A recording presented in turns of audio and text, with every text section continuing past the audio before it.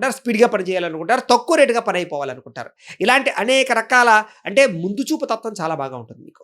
అలాగే వ్యాపారాలు చేసేటటువంటి మార్గంలో బ్రహ్మాండమైన మార్గాలుంటాయి వీళ్ళకి.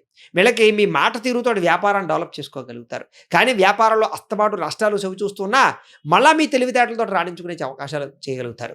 మీ వ్యాపార ధోరణి ఎలా ఉంటుందంటే కొన్ని రకాల స్కీమ్స్ ప్రజలను ఎలా ఆకర్షించుకోవాలి, ఏ రకంగా వ్యాపారంలో డబ్బులు మిగిల్చుకోవాలనే దాంట్లో బ్రహ్మాండమైన నిష్ణాతుత ఉంటుంది. కాకపోతే నమ్మక ద్రోహాలు, అప్పుడప్పుడు వ్యాపార నష్టాలు చవి చూస్తూ ఉన్నా కూడా మళ్ళా మీరు జాగ్రత్త పడే అవకాశాలు ఉంటూ ఉంటాయి. సాధారణంగా జీవితంలో అనేక రకాల వ్యాపారాలు, ఒక రకమైన వ్యాపారమే కాకుండా ఓ 10 ఏళ్ళు ఒక వ్యాపారం చేస్తూ ఇంకో 10 ఏళ్ళు ఇంకో వ్యాపారం చేసే అవకాశాలు ఎక్కువగా ఉంటూ ఉంటాయి మీకు.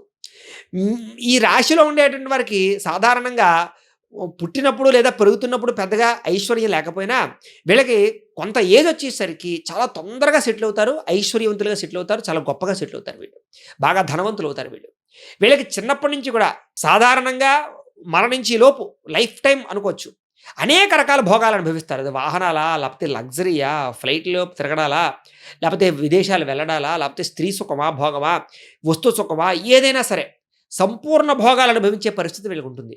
కాబట్టి అన్ని రకాల భోగాలు అనుభవించే జీవితంలో పూర్తవుతుంది వీళ్ళ జీవితం. కాకపోతే ఈ భోగాల లాలసలో వ్యసనాలు బాగా అలవాటవుతాయి వీళ్ళకి. ఆ వ్యసనాలు తొందరగా వదిలించుకోలేక చాలా ఇబ్బంది పడుతూ ఉంటారు. అనేక రకాల వ్యవహారాలు. వ్యసనం ఈ రాశిలో ఉండే వాళ్ళలో వ్యసనం లేని వాళ్ళంత అదృష్టవంతులు ఇంకొకరు లేరని చెప్పొచ్చు.